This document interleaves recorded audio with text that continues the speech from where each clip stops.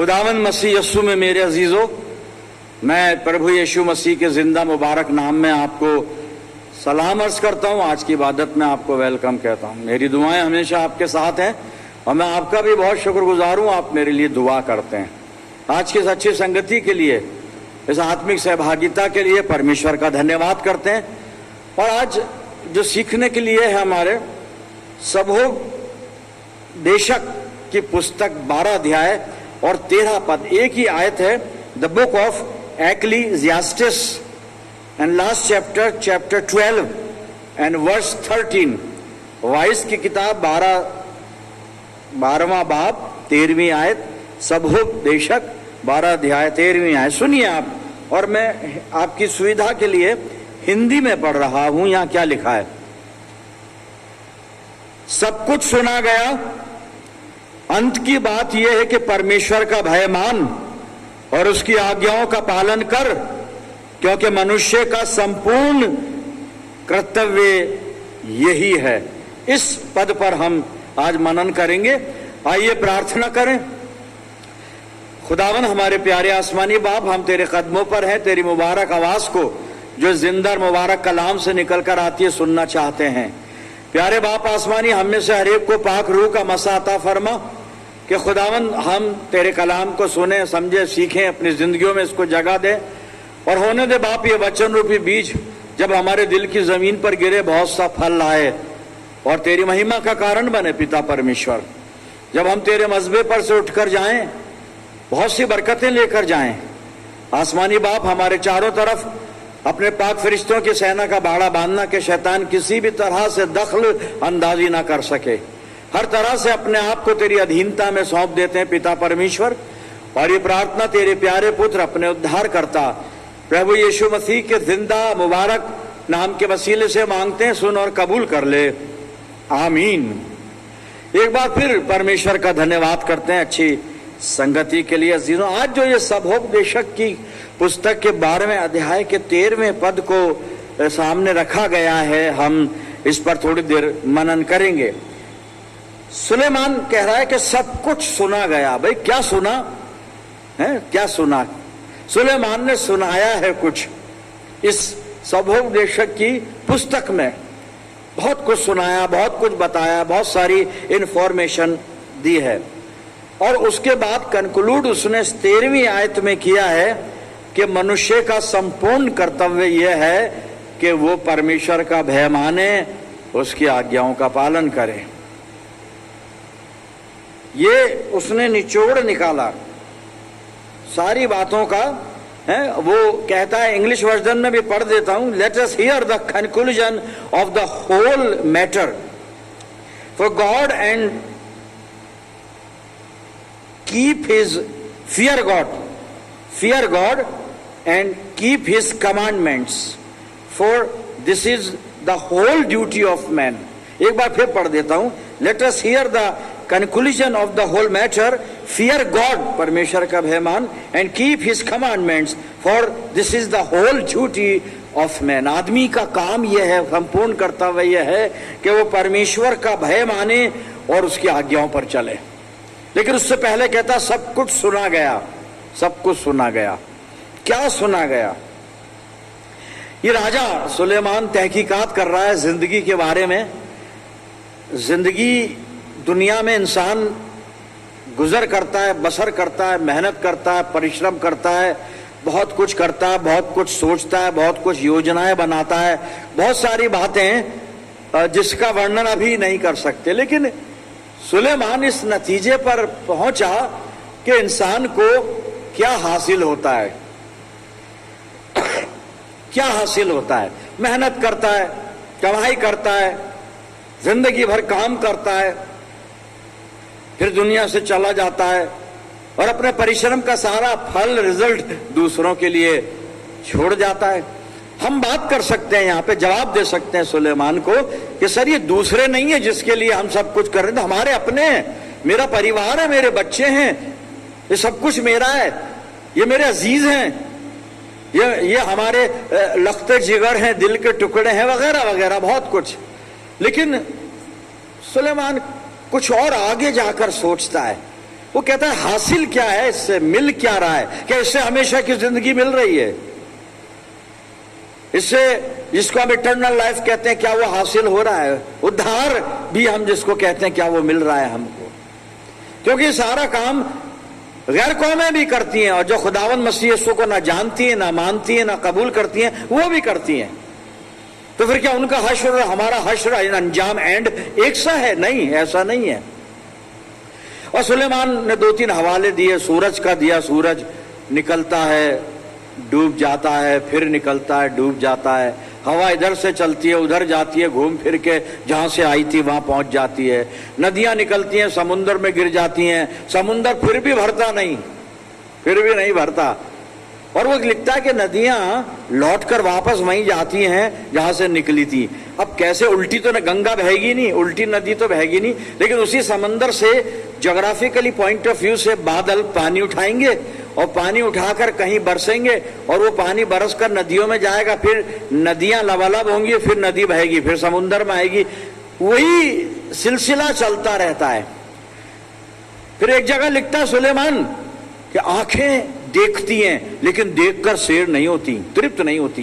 कान सुनते हैं लेकिन सुनकर आसूदा नहीं, भरते नहीं, बस नहीं करते, और सुनना चाहते हैं। आंखें और देखना चाहती हैं। धन का, पैसे का भी यही हम कमाते हैं, जितना आता है उससे ज्यादा पाना चाहते हैं, कोशिश और आ जाए और आ जाए, बस नहीं करते हम, बस नहीं करते।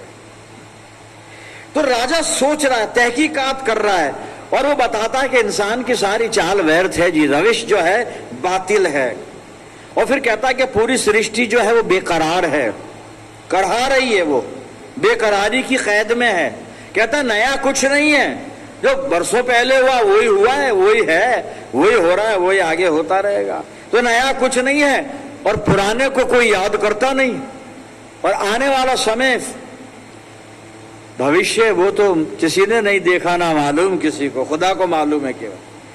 संसारिक बुद्धि की बात करता है, कहता वो भी व्यर्थ है, क्योंकि एक मूर्ख है और एक बुद्धिमान है, दोनों का अंजाम एंड एक सही होता है, एक सही होता है।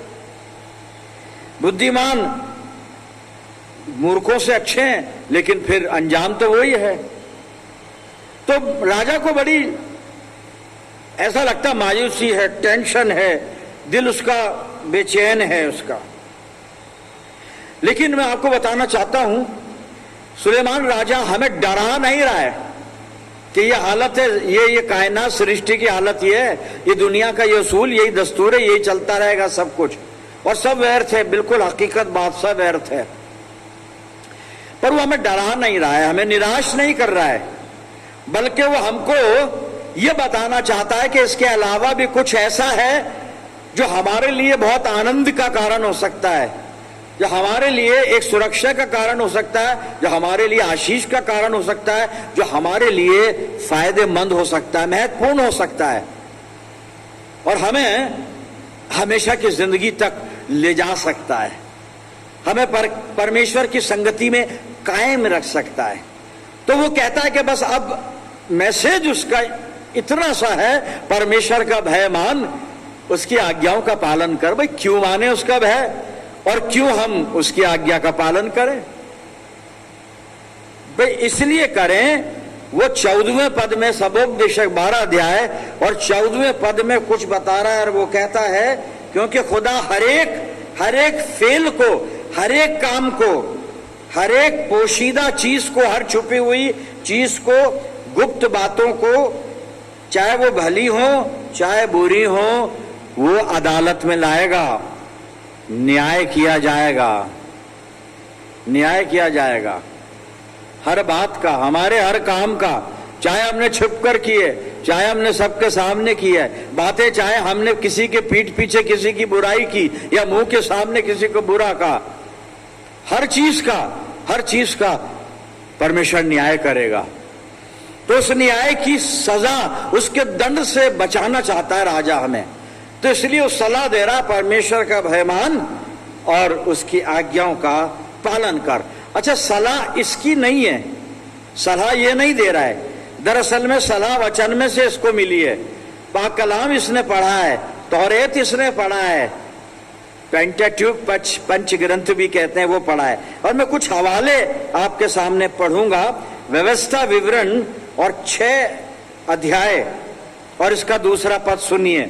खुदा क्या चाहता है? जो खुदा चाहता है वो सुलेमान बता रहा है। सुलेमान अपनी बुद्धि से ये बात नहीं कर रहा है, सुलेमान तो परमेश्वर के कलाम को आगे पहुंचा रहा है। इसके पास एक सुसमाचार है, वो ये आगे पहुंचा रहा है। जी सुनिएगा, व्यवस्था विवरण 6:2। और तू और तेरा बेटा और तेरा पोता यहोवा का भय मानते हुए उसकी सब विधियों और आज्ञाओं पर जो मैं तुझे सुनाता हूं अपने जीवन भर चलते रहना। आशीष ये आगे लिखा है, जिससे तू बहुत दिन तक बना रहे, जिससे तू बहुत दिन तक बना रहे। और एक और जगह से व्यवस्था विवरण 4 अध्याय और 10 पद में लिखा है, कुछ ऐसा ही लिखा है, पढ़ता हूं मैं। विशेष करके उस दिन की बातें जिसमें तुम होरेब के पास अपने परमेश्वर यहोवा के सामने खड़े थे, जब यहोवा ने मुझसे कहा था उन लोगों को मेरे पास इकट्ठा कर कि मैं उन्हें अपने वचन सुनाऊं, जिससे वो सीखें, ताकि जितने दिन वो पृथ्वी पर जीवित रहें उतने दिन मेरा भय मानते रहें और अपने बाल बच्चों को भी यही सिखाएं। क्या सिखाएं? खुदा का खौफ मानना, उसके हुक्मों पर चलना, 2 चीज। और उसकी बरकतें हैं कि बहुत दिन तक जमीन पर बने रहना, बहुत दिन तक जीवित रहना और परमेश्वर से हर तरह की आशीषें हासिल करना। मेरे प्रियजन, खुदा हमसे प्यार करता है और खुदा चाहता है हम उसका आदर करें। और उसी आदर का दूसरा शब्द बाइबल में है, परमेश्वर का भय माने। परमेश्वर कोई डरावनी चीज नहीं है कि हमें उससे डरना है, नहीं, बल्कि प्यार करने वाला खुदा, बरकत देने वाला खुदा। और हमें इस एहसास के साथ अपनी जिंदगी गुजर करनी है, बसर करनी है कि खुदा हमसे प्यार करता है और हमारे अमाल के मुताबिक, कामों के मुताबिक हमको प्रतिफल देता है। काम अच्छे हैं तो बरकतें हैं, अमाल खराब है, काम खराब है तो फिर आप जानते हैं, मैं नहीं बोलूंगा कुछ। भय मान, आज्ञा का पालन कर। और क्यों? क्योंकि वो 14वां पद मैंने पढ़ा था, क्योंकि परमेश्वर हर एक बात को, हर एक काम को, चाहे भली हो बुरी, उसका न्याय करेगा। न्याय के दिन सामने आएंगी वो, हमारा न्याय किया जाएगा हमारे कामों के आधार पर, हमारी बातों के आधार पर, हमारे चाल चलन के आधार पर, हमारे व्यवहार के आधार पर, हमारे आत्मिक जीवन के आधार पर, हमारे नैतिक जीवन के आधार पर। मेरे अजीजों, पौलुस ने इस बात को आगे बढ़ाया है। प्रेरितों के काम 17 अध्याय और 31 पद मैं पढ़ूंगा आपके सामने। प्रेरितों 17:31 आयत में लिखा है, क्योंकि उसने एक दिन ठहराया है। किसने? खुदा बाप ने, परमेश्वर ने। क्योंकि उसने एक दिन ठहराया है जिसमें वो उस मनुष्य के द्वारा, कौन सा मनुष्य है ये? प्रभु यीशु मसीह। खुदा ने एक दिन ठहराया है कि वो खुदावंद मसीह यीशु के द्वारा, खुदावंद मसीह यीशु के वसीले से क्या करेगा? सुनिएगा, उस मनुष्य के द्वारा धर्म से जगत का न्याय करेगा, जिसे उसने ठहराया है, अपने बेटे को, यीशु मसीह को, और उसे मरे हुओं में से जिलाकर ये बात सब पर प्रमाणित कर दी। मेरे अजीजों, मुझे और आपको खुदावंद मसीह यीशु के तख्ते अदालत के सामने, न्याय सिंहासन के सामने खड़ा होना है और अपने जिंदगी का लेखा जोखा देना है। क्या हम तैयार हैं? Are we ready for such day, such time? उस समय के लिए, उस दिन के लिए क्या हम तैयार हैं? सावधान कर रहा है पौलुस। उसने एक दिन ठहराया है, बिल्कुल, कि वो यीशु मसीह के द्वारा सबका न्याय करे, सबका न्याय करे। ये मुकर्रर दिन है, अपने आप को तैयार करें, रूहानी जिंदगी में जीना शुरू करें मेरे अजीजों। और यीशु मसीह कुछ कहकर गया था जाने से पहले, और उसने भी अपनी बात में यही कहा था, आज्ञा मानने की बात थी। और जब आज्ञा मानने लगते हैं हम परमेश्वर की, उसका भय भी आ जाता है हमारे दिल में। मतलब यही है, आज्ञा मानेंगी तब उसकी जब हम उसका भय मानेंगे, और उसका भय का मतलब जब उसका आदर करेंगे, उससे प्यार करेंगे, उसकी बातों को अपने दिल में रखेंगे और इस इच्छा के साथ जीना शुरू कर देंगे कि जो हमारा परमेश्वर चाहता है मुझे वो करना है, बस जिससे मेरा खुदा खुश है मुझे वो करना है, मुझे वो करना है।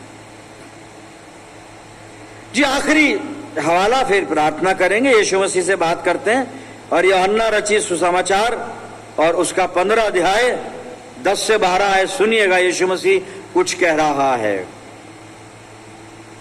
यदि तुम मेरी आज्ञाओं को मानोगे तो मेरे प्रेम में बने रहोगे, जैसा कि मैं अपने पिता की आज्ञाओं को मानता हूं और उसके प्रेम में बना रहता हूं।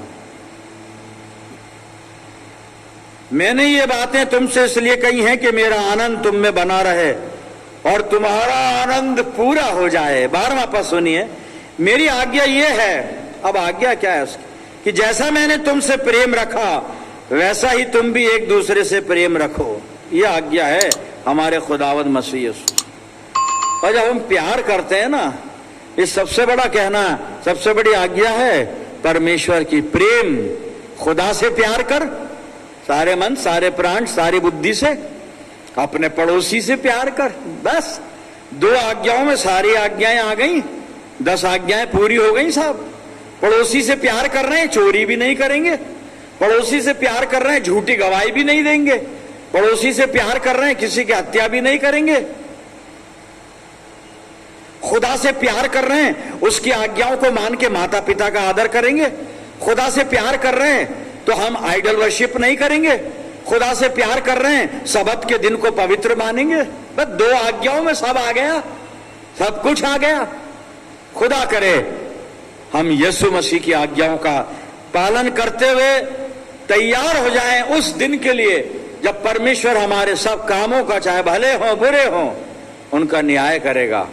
और खुदा करे कि हम स्वर्ग के राज्य में पहुंचकर अनंत जीवन हासिल करें, अनंत जीवन हासिल करें। खुदा करे हम हमेशा की जिंदगी को, उस धरोहर को धर लें, उस ताज को हासिल कर लें जो हर एक विश्वासी को खुदा यीशु मसीह के द्वारा देने वाला है। प्रियजनों, परमेश्वर पवित्र आत्मा के द्वारा हमारी अगुवाई करे, हमें तैयार करे। आइए हम दुआ करें। प्यारे बाप आसमानी, कलाम ने हमें जो कुछ सुनाया है होने दो, इस पर हम अमल करें, इस पर चलने वाले हों। और वो जो एक बात सुलेमान ने हमारे कानों तक पहुंचाई कि मनुष्य का संपूर्ण कर्तव्य यह है कि परमेश्वर का भय माने और उसकी आज्ञाओं पर चले। होने दे खुदावन हम अपने कर्तव्य को पूरा कर सकें और तेरी आशीषों में बने रहें। मैं दुआ करता हूं जितने लोग मेरे साथ इस दुआ में सम्मिलित हैं, इन सब अजीजों पर तेरी शफकत, रहमत, बरकत का साया हमेशा बना रहे। प्यारे प्रभु, हम सब मिलकर पूरे आलम के लिए दुआएं खैर करते हैं। आसमानी बाप, अपनी जिंदगियों को तुझे सौंप देते हैं और ये दुआ तेरे प्यारे और इकलौते बेटे और अपने उद्धारकर्ता प्रभु यीशु मसीह के जिंदा और मुबारक नाम के वसीले से मांगते हैं, सुन और कबूल कर ले, आमीन। अब हमारे प्रभु यीशु मसीह का अनुग्रह, पिता परमेश्वर का प्रेम, पवित्र आत्मा की सहभागिता हम में से हर एक के साथ, हमारी सब कलीसियाओं के साथ, तमाम ईमानदारों के साथ अब से लेकर हमेशा तक होती रहे, आमीन।